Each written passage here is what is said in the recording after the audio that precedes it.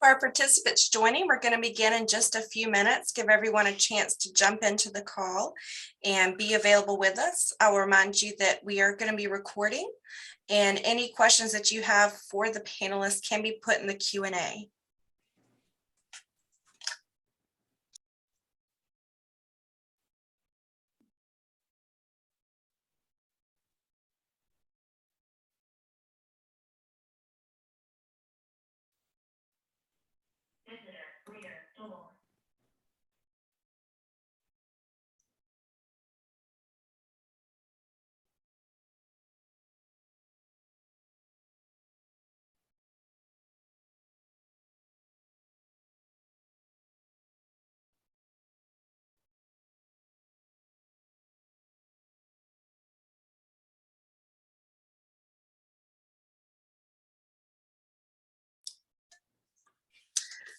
I'm going to remind participants that only the panelists will be seen during this, as it is a webinar versus a Zoom meeting. So we will only be able to see the panelists during this training.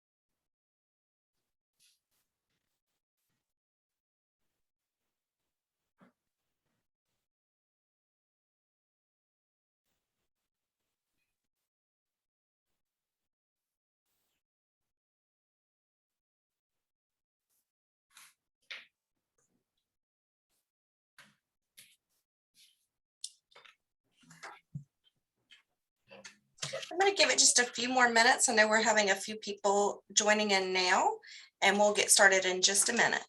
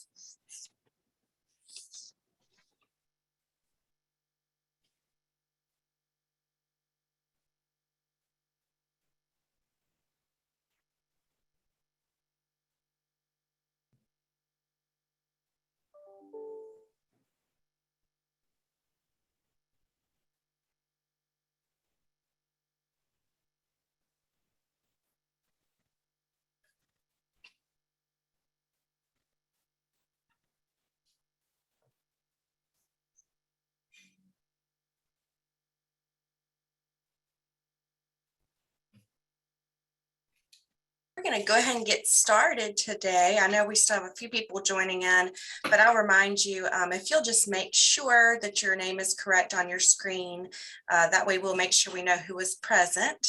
And we will be recording this, and you will only see today, as we're running a panel, you will only see the panelist on your screen as we're going through this discussion together. If you have any questions, please put them in the Q&A, and we will do them at the end of the discussion today.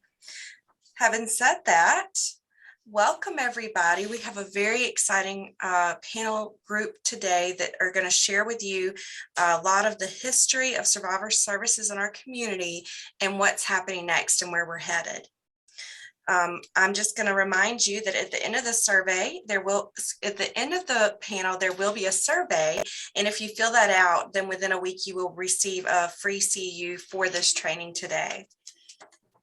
So without further ado, as we're talking through the history of survivor services, who better than to join us than someone who's been with us in our county, in our community since the beginning. Salley Stepp, who's the current executive director of SAFE, has been with us and actually started as the first executive director with SafeLight. And we'll talk more about our former names and where we are now. We do have Jerrie McFalls, who is the director of Henderson County DSS. She's been there a lot of years. I'll let her share that number if she's willing to, but almost as long as they've been open, I believe. And then we also have Julia Horrocks, who is the managing attorney with Pisgah Legal Services.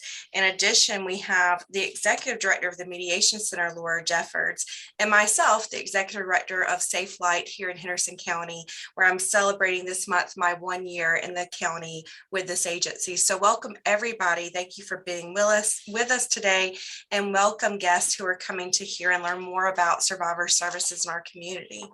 If I could start, I'm going to start with Salley.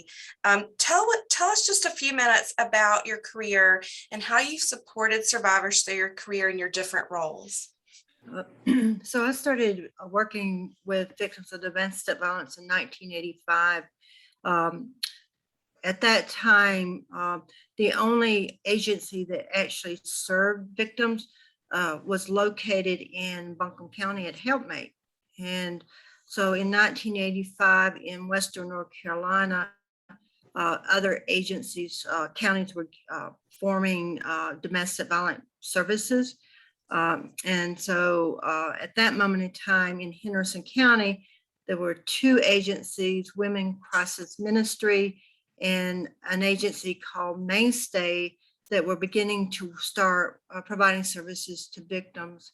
And I was hired as a part-time executive director when those two agencies merged and formed one agency called Women's Crisis Ministry, doing business as Mainstay. That was, it took a while for the agencies to really get established, but that was really the beginning. And I have to be honest, if it wasn't for other directors in other counties like Transylvania and particularly Polk County, and people like Jerrie, who was working with victims and has some understanding of how to provide services, it would have been a lot harder with the support of other people. Thank you, Salley, for that overview. Jerrie, I'm going to move into you and tell us a little bit about your history with the work of survivors in our community. So I came to the Department of Social Services in 1980, which is like 41 and a half years ago. During that, I came here as an investigator right out of college. So my job from the beginning was to assess abuse and neglect of children, including domestic violence has always been a part of that, child sexual abuse, physical abuse. So during that time, as a worker and through the many years, we intervene on the part of children and families to try to help keep them safer.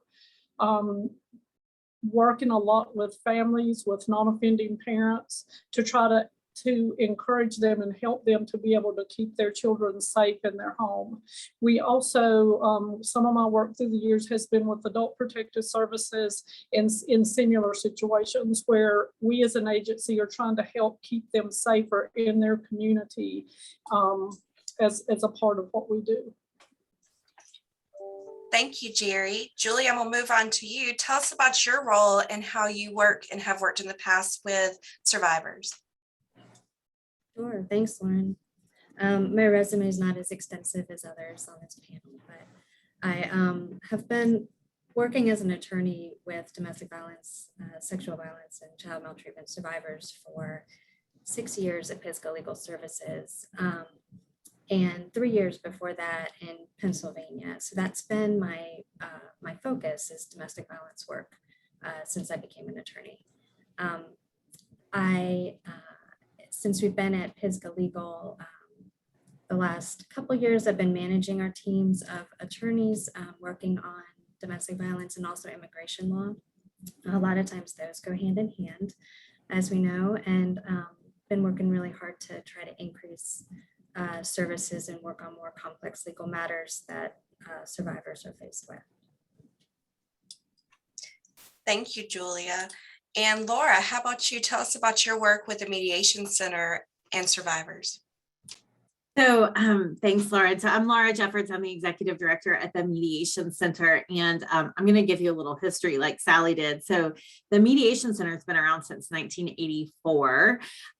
But the also around that same time, so the Mediation Center was founded to serve Buncombe County with conflict resolution services.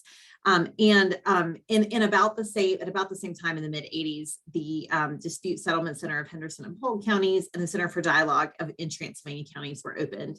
We all joined together as one organization in 2011. So the Mediation Center serves Buncombe, Henderson, Transylvania, and Polk counties.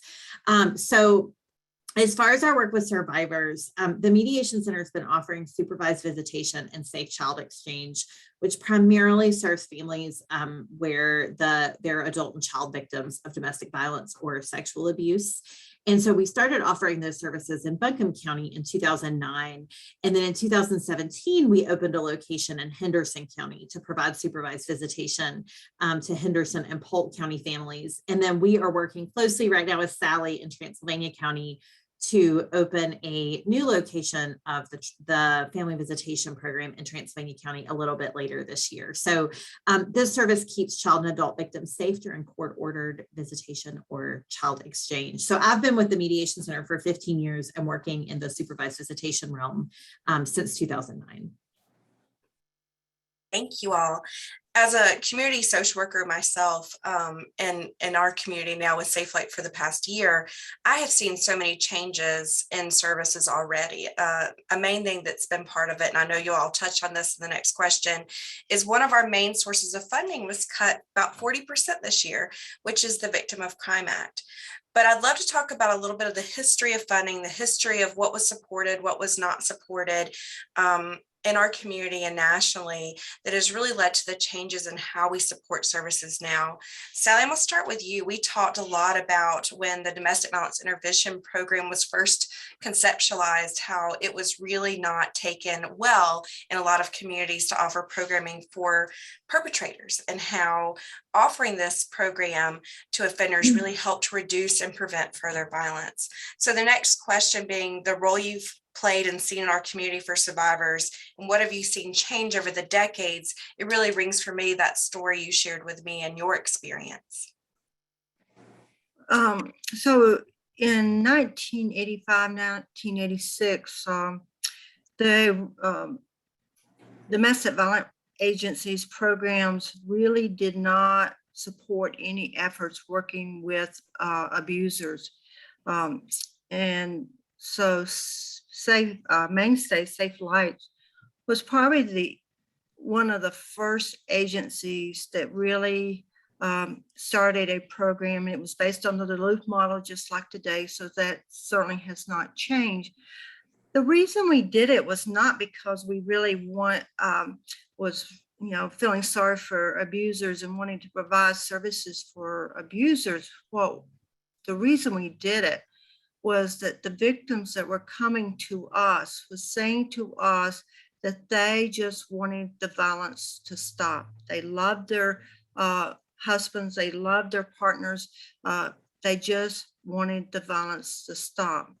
And so those of us in those early days had this conversation about what could we really do to really help victims to quit going in and out of those abusive relationships. And in those days, it took 6 to 12 times for a victim to go into or out of that relationship and back into the relationship, 6 to 12 times before they really started recognizing that the only person they could control, the only person thing that they could change was them making different choices and working on their lives without violence.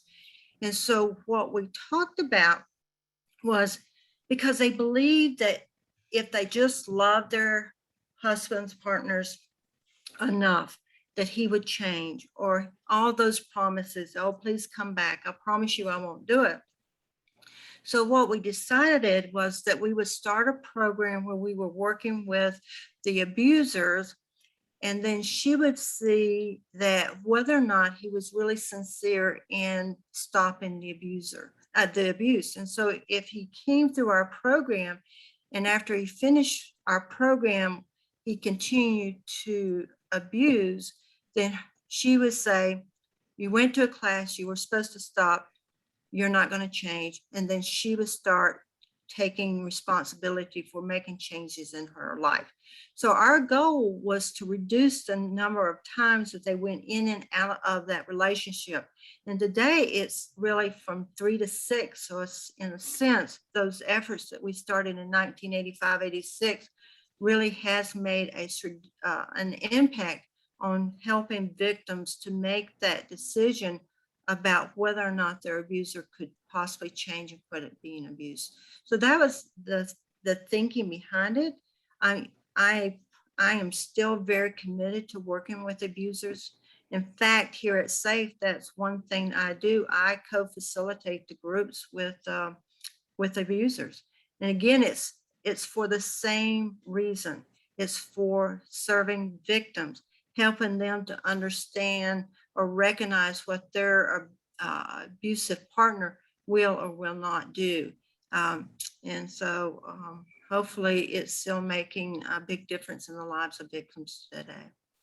Thank you. And I'll just tag on to that. The program, Domestic Violence Intervention Program she's referring to, that Salley helped start here at Safe Light and continues to also do in with SAFE, is an empirically based 26-week program that we're proud to keep doing and be offered. So thank you, Salley. Jerrie, let's talk about some of your history. I know you and I had a very interactive conversation when I visited with you about the history of our Family Justice Center and how you were part of the beginnings of getting that started in those talks. And what are some stories with the programs and practices that you've been a part of to help secure funding and keep on going in our community?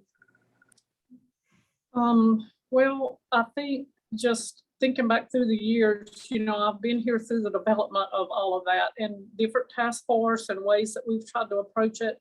I think seeing just what a different place we're in now than we were through the years and how we view things.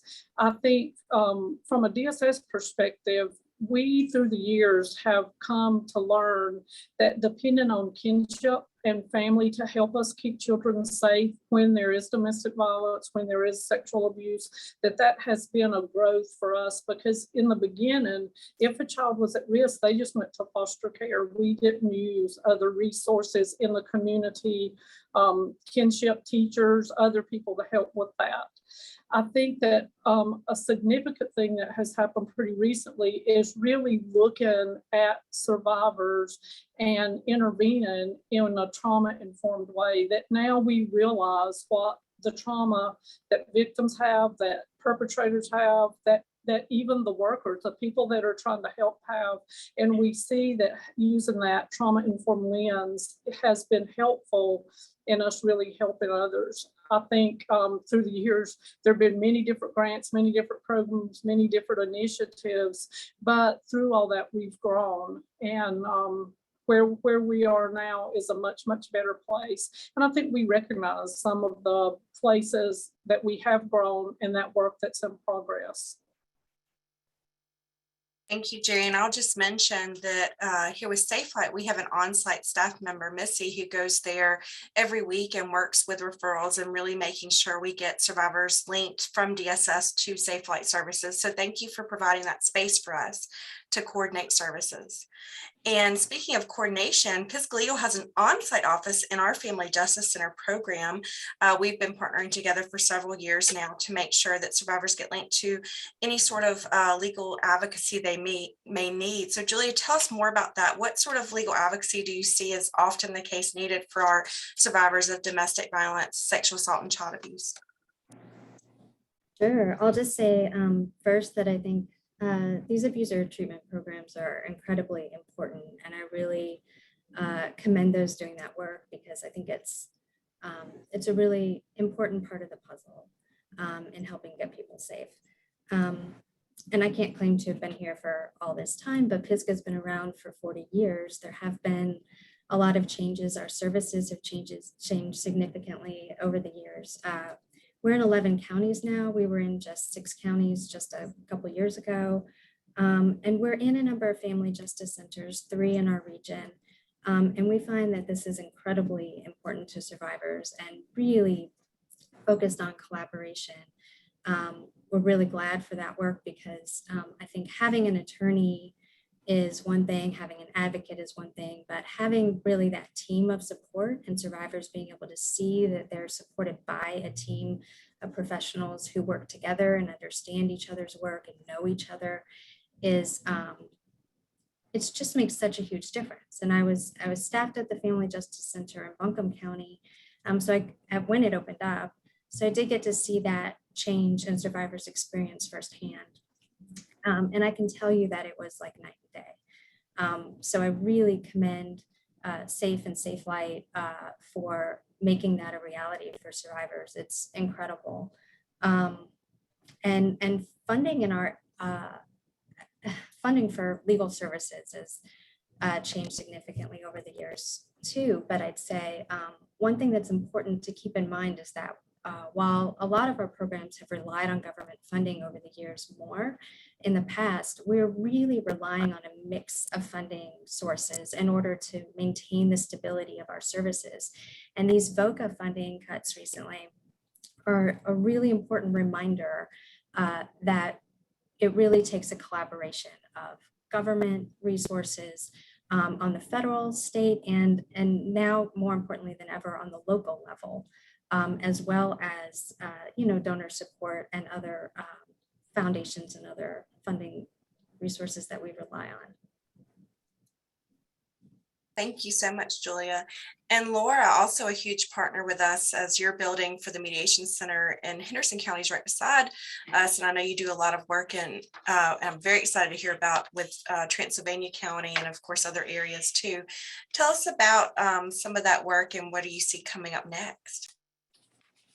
So, when we look back on kind of where supervised visitation has come from, years ago, courts in cases of domestic violence, courts were more likely to just give custody to the mom and to not provide visitation for the dad. And that's no longer the case. So in almost all cases, both parents get some sort of visitation rights. And what we know is that it's good for kids to have contact with both parents as long as we can eliminate abuse and neglect from that contact. And of course, that's about the child. We also don't want that adult victim of domestic violence to be subject to ongoing abuse, neglect, or trauma during court-ordered child visitation. So the field of supervised visitation sort of grew out of this change in recognizing the important role of dads in kids' lives and also recognizing that kids do better long-term as far as their mental health, as far as educational attainment, as far as incarceration rates, if they have some relationship with both parents, as long as the relationship is safe. And so I think that we still have work to do with helping people understand how important that relationship is with the parent who might be an abuser, who might have been a perpetrator of violence against the other parent or against the child. And one of the things that we think about is that having that relationship with that offending parent helps children have an accurate picture of both of their parents and helps them understand sort of what's going on in the relationship between their parents and also in their relationship with that non-custodial or that parent who has secondary or only supervised visitation.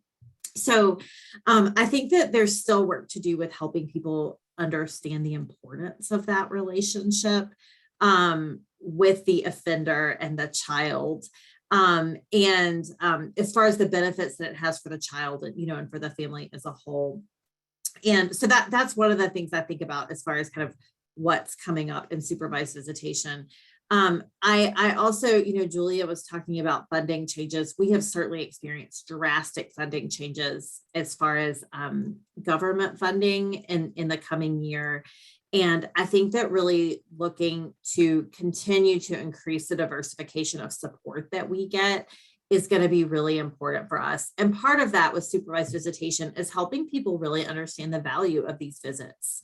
for children and offending parents, and how it keeps everybody safe in the community. And it's an investment in long-term well-being for kids whose families have experienced these sorts of things.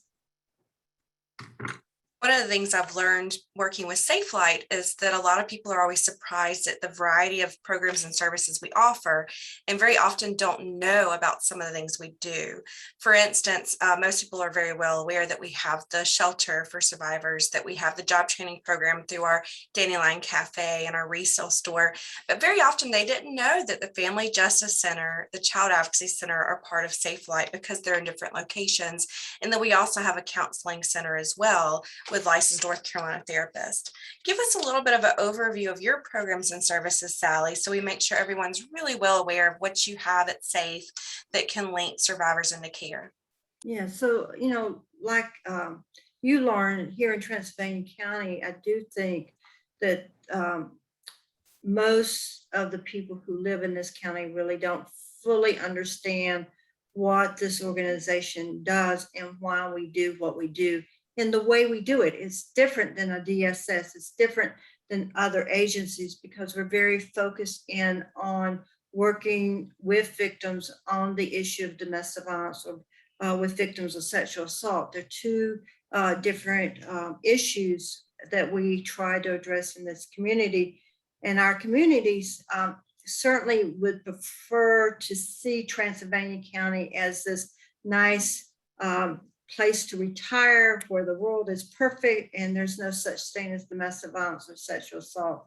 So it's one of those things that we have to always try to overcome in terms of educating our community and making them aware of our services. Oftentimes people confuse SAFE with our two stores. They think, oh, you're the store. And we keep saying, oh no, what we do is serve victims of domestic violence. Our two stores simply help us to generate the income to pay for our programs and services. But what SAFE does, and what I think the thing that we provide the best is SAFE. We are the experts in the area of domestic violence. When you're talking about the issue of domestic violence and how you help victims who have been traumatized with domestic violence, many of them also have a history of sexual violation at some point in their lives. And so it's not just the way you do mental health counseling, and it's really helping those victims to overcome that learned helplessness that developed as a result of living in an abusive relationship. So that's our greatest service that we offer to victims in Transylvania County. In addition to that, we also have our shelter, which I think is a critical thing for victims of domestic violence.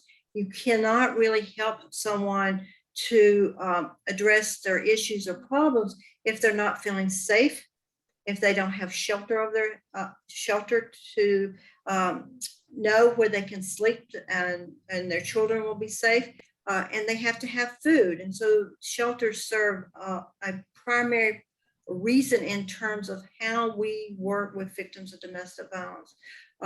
We have their counseling. We have licensed professional counselors here at SAFE that works with victims.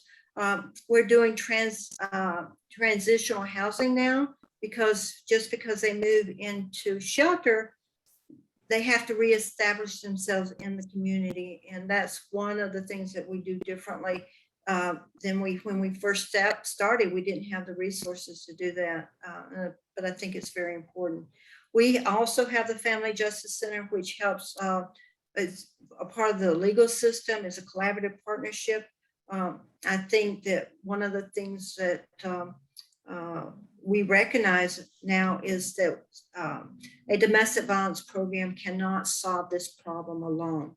Victims are showing up in all these other places, and in order to really help them, then we have to engage our partners to start working with victims wherever they show up. So we're in court. We provide transportation. We have our own van. And so there's and another thing is we're in the school systems. We are in the sixth grade and ninth grade classrooms in every school in Transylvania County, plus our charter school and our alternative school. And what we're doing there is teaching healthy relationships to those young people and trying to help them to make healthier choices about their relationships as a way to prevent future cases of domestic violence. Thank you so much for sharing all of that with us, Sally. Jerry, tell us a little bit about the program services that you all are seeing and connecting to help survivors through DSS. So when we're involved with families, and that could be because of a child protective services report or an adult protective services report, we really try to look at the family, what their needs are, and the social workers visit them in their homes, work with them on a daily basis, and we try to connect them to all of the other agencies that are here to help them. So we partner with the other agencies, we know of those services, and we're having regular contact with the family. So if we go out and a person says, you're not going to believe what just happened, I got a cutoff notice from Duke Power. So we're going to help them to sustain in the home that they're in, or help them locate a safer place to be by working with our community partners. We also have benefits through Medicaid, food and nutrition. We have programs in the winter that help with electricity, so that when they see sometimes that they have to have a major life change, we're able to support them and maybe help stabilize them through some financial assistance, insurance, payments for various things to help with rent or to help with electricity, water, food. So we are, we help connect them with all of the resources that all of you have developed, and we stay in close contact. I remember when we first were able to help offenders with your 26-week program, it's like, what a godsend that was to us, because up until then, there really was nothing that really helped that. So it's good for us to be able, with each family, to look at their individual needs and sort of help them get to where they need to be for those direct services. Thank you, Jerry. Julie, I know I've joined several Pisgah Legal's panels throughout this year, just telling us about services and linking survivors to better care. Tell us more in depth as an overview of what Pisgah Legal Service is offering. I can do that. There's a theme here of collaboration and growth, and I think survivor-centered services that's more creative and more community oriented than it was before. And I think that's true across the board here, including with Pisgah Legal. We certainly provide safety planning whenever we screen anybody for legal services, because that's really important no matter where the referral came from. But it's important for us to start there, and then as we're working with people, figure out what it is that that can help keep them safe. And that's not always a domestic violence protection order. We're often counseling folks on whether to file a protection order, whether that's the right move, where to file, things like that. And then there's, as Laura mentioned earlier, there is a lot of complexity in child custody cases and divorce matters that really make it difficult for people to leave their abusive situations. And so for us, increasing representation in custody cases and divorce and property settlement has been a real focus. It's, as Laura said, there's just been a lot more emphasis on both parents parenting, but that means increased communication then between parents. And for a survivor who's experienced domestic violence and wants to protect a child from that experience, often the thinking is to stop communication entirely in that moment, because they're trying to be protective, and that's understandable. But the reality is that a lot of parents are going to have to co-parent with abusive partners, and we want to help navigate the nuances of their particular case, help them navigate the safety risks that we can help prevent through the legal system, make sure that they're working with an advocate that they're working with at SAFE or Safe Flight, and that we're utilizing the visitation center when we can in order to really help minimize that risk. And so that's why these partnerships are so important. At Pisgah, we're also connecting people to housing attorneys when they're facing eviction. We're connecting survivors to our program where we help people access healthcare when they don't have it, and helping people access income like stimulus payment checks and things like that. And these are crucial, to helping people get back on their feet. A lot of our clients are involved with DSS, and so helping them navigate, that system so that they understand what it is that, why they're a part of that process and what their role in that is. Again, helps people feel that they can trust the partners that are out there with resources to offer, and helps us be able to better provide holistic services. I think another thing that we have going on that's new is that we do have a few social workers to help people understand how to navigate the legal system.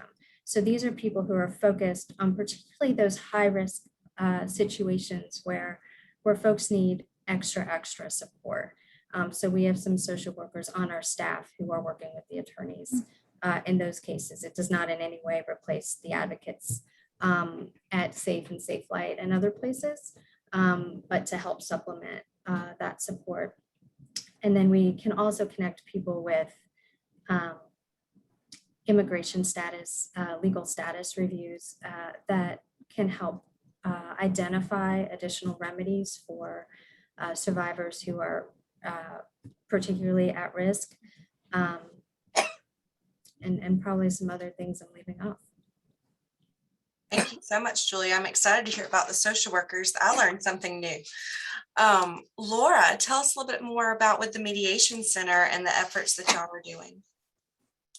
So one of the things we want people to know is that the Family Visitation Program offers two different services. So one of those is the supervised child visitation, which is people coming into a secure facility for an hour a week where the parent and the child are able to spend time together in a room that's like a living room. So the rooms are fun. We have a lot of toys. We have Xboxes. There's craft supplies.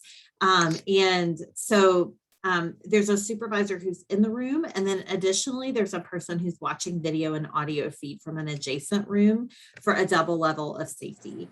And so during those visits, the supervisor takes notes about what's happening in the visit, which can be used in court proceedings and also can give the offending parent or the visiting parent a sense of security about the accuracy of what will be said about what happened during a visit.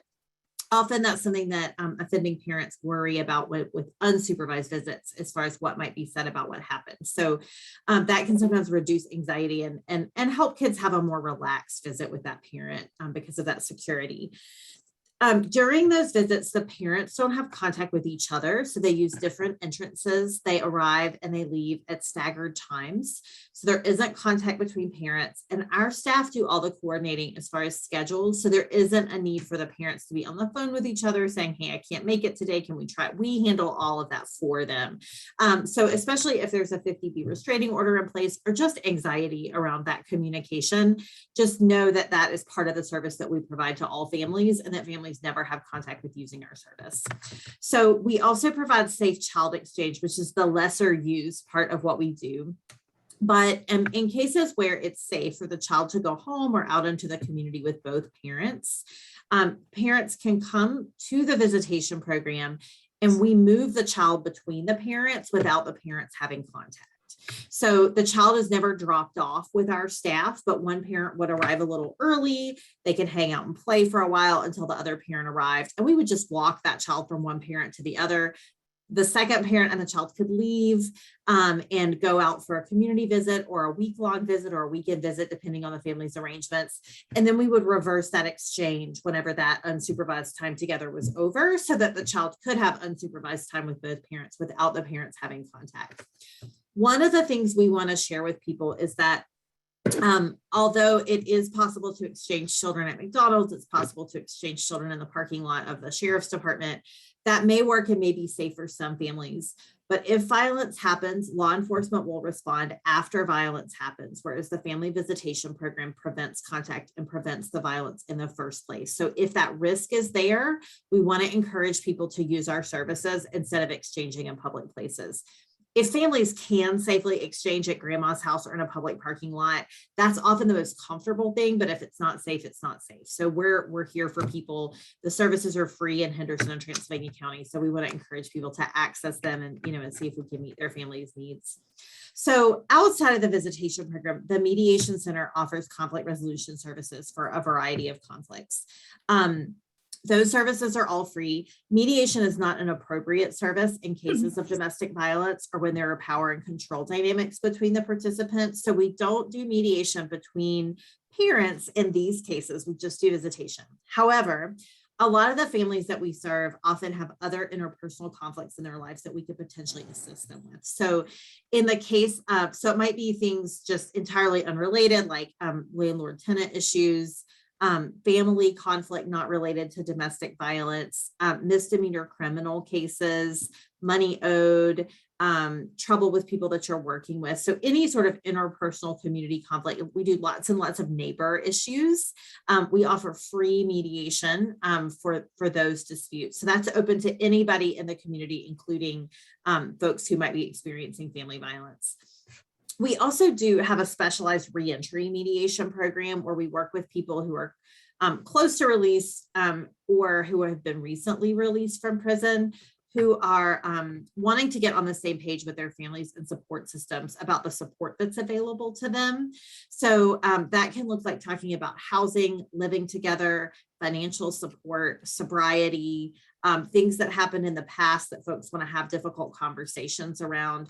And we know that many of our families have experienced justice system involvement or incarceration at some point where it might be helpful to heal relationships with family members. So also, that service is available to anybody in the community. Those services are free, and we're happy to receive your referrals for conflict mediation services, just not for mediation services in cases of domestic violence. So our partners at Safe and Safe Light are the appropriate referrals for those cases.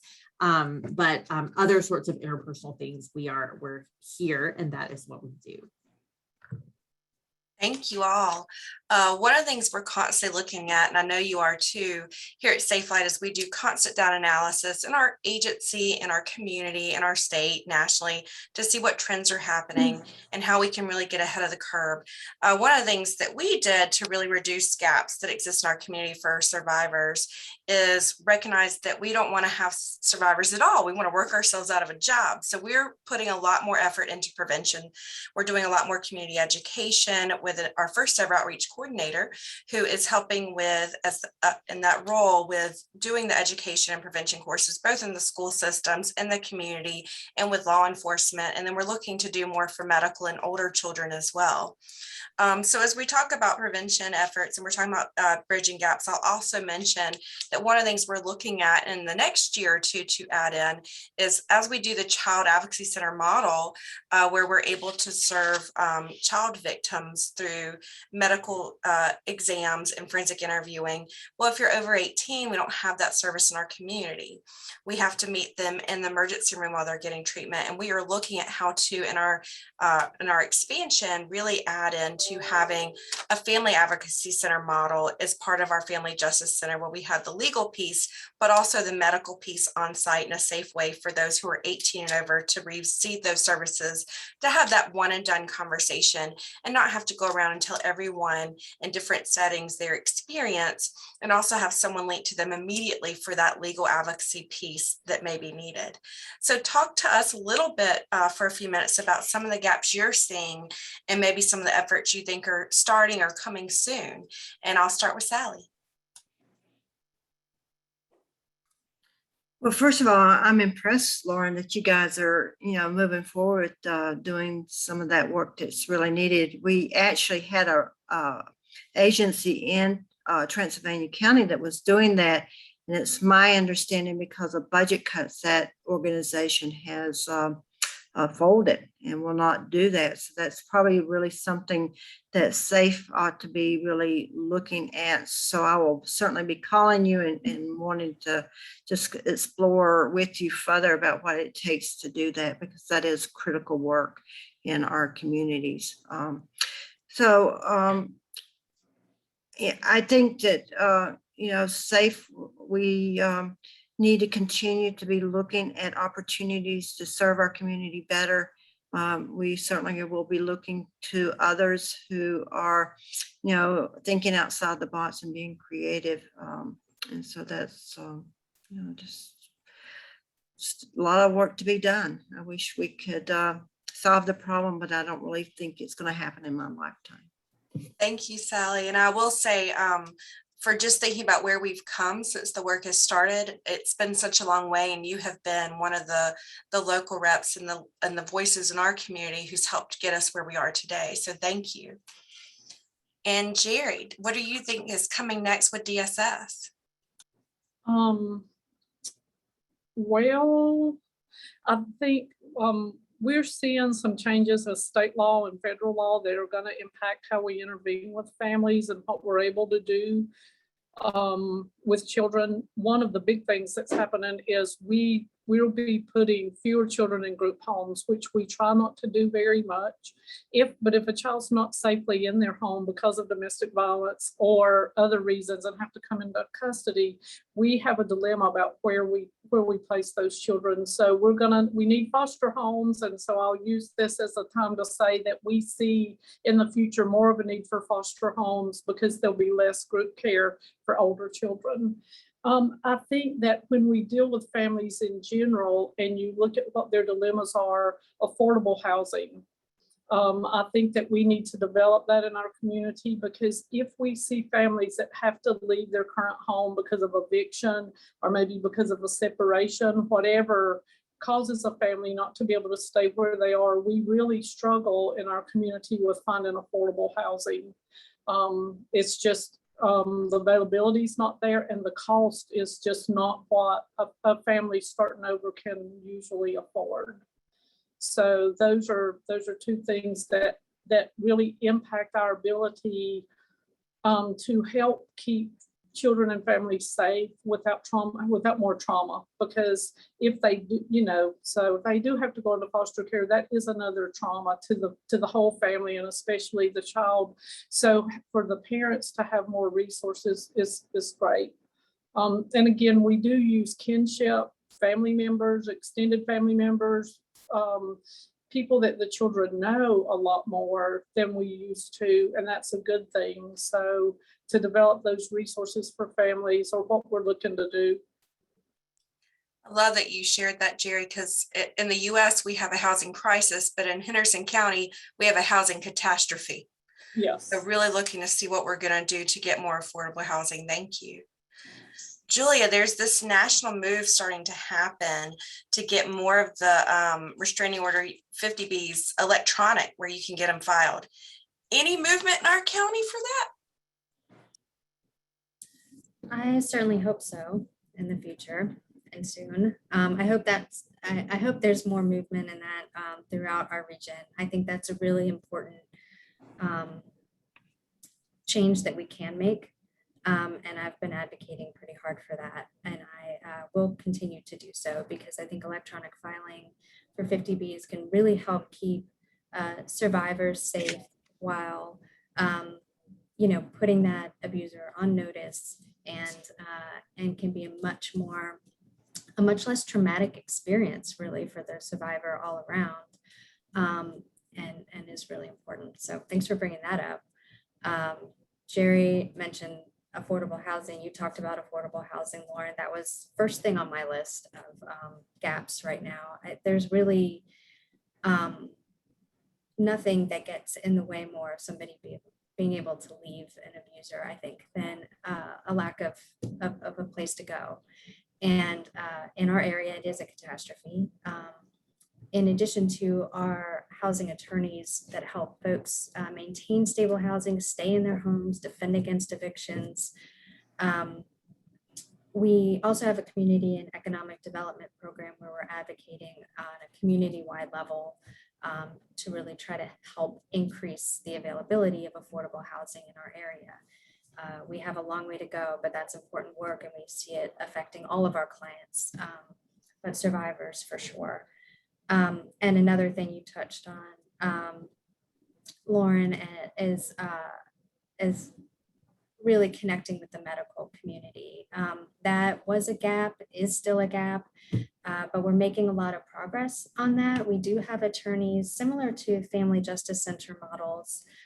We have attorneys who are staffed at local medical facilities in some of our counties. And we find that doctors really find it valuable, since they have a medical facility can be like one of the safest places for a survivor, where there's confidential communication just between that person and her doctor. And that can be a really important connection in time to get that survivor connected to services like an advocate or an attorney. And so we have that. We're also now connected on NC Care 360 to improve referral systems among the partners that we collaborate. And that's been especially true for medical providers. That really helps. It reduces the burden of the referral process and reduces the referral time, so that person's getting connected a lot more quickly.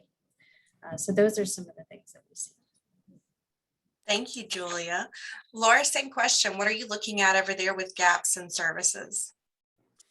So I think because our supervised visitation services are facility-based services, because of the need for security, transportation is a constant challenge.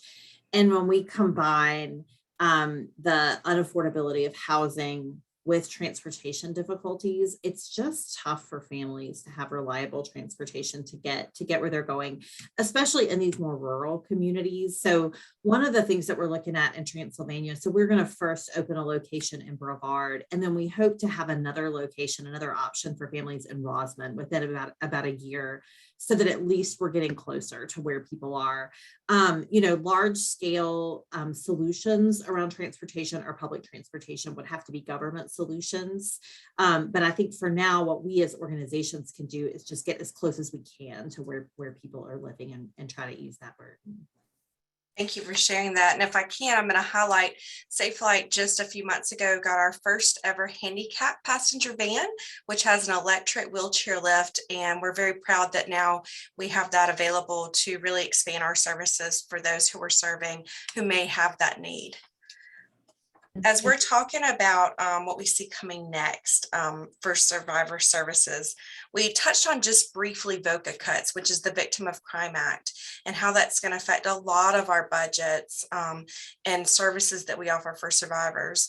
And so how we look at how not to lose any of our services, but really get, more strategic and diversifying. One of the highlights from today's meeting is really been clear how much we coordinate, partner, and talk and support and lean on each other for ideas and expansions.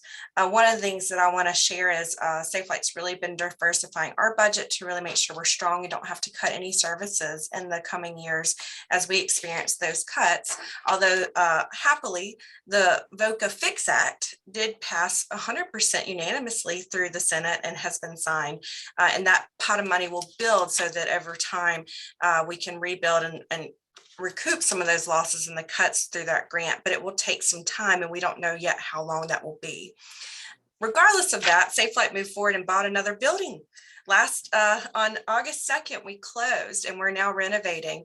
The excitement of this is going to mean that our programs, our Child Advocacy Center, our Family Justice Center, and our Counseling Center, which have historically been a little bit farther away from our job training program and outreach and admin and shelter, will be very close to us. It's moving within walking distance, just just a hop and a skip. And not only is it going to move next year, but it will be larger for us to have more partner offices on site and expand some of the programming, which leads into our goal of expanding to a family advocacy center model. So that's very exciting for us. And I hope exciting for you all, as you may need some space on site with us. That can be a way to help offsite some of your cost and have some space with us. So what about you all? And I'll kind of leave it open as we're watching the Q&A in our last couple minutes together. Does anyone else have any ideas with cuts and expansions they want to share? I'll just talk about SAFE, and what we're doing is in some ways we're going to go back to how we did serve victims when in those early days when we really didn't have any funding, which means that we cross-train our staff and we make it possible where we work more as a team rather than having people in programs that are projects that are grant funded. And so we've already started that process. We have, trained our managers to be able to work with their staff to serve victims no matter where they're at in our organization. So that's how we're going to try to get through this. This is not the first time domestic violence programs have experienced cuts from the government. So we have gotten through it in the past. We will get through it again. And I think we will be better and stronger as a result. At least that's the way I'm looking at it. One of the things I think that SAFE really wants to focus on here in Transylvania County is really doing more work with the marginalized populations, those individuals who are oppressed in our community, people of color, people who don't, whose primary language is not English, people with disabilities. So I'm really applaud Safe Lights for getting a van that can help transport people in wheelchairs.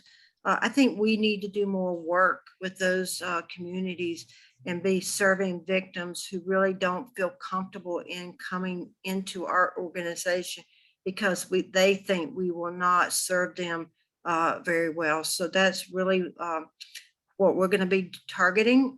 And I think we can do that without, a lot of money. We are committed to it. It's just about us getting out from behind the locked doors and being more engaged in our community. So I'm pretty excited about the future. That's amazing. Thank you for sharing that, Sally. And I'll just put in a plug that we have 4 bilingual staff on first shift. We have a huge want need. We keep trying to find someone who can be with us after 5 o'clock.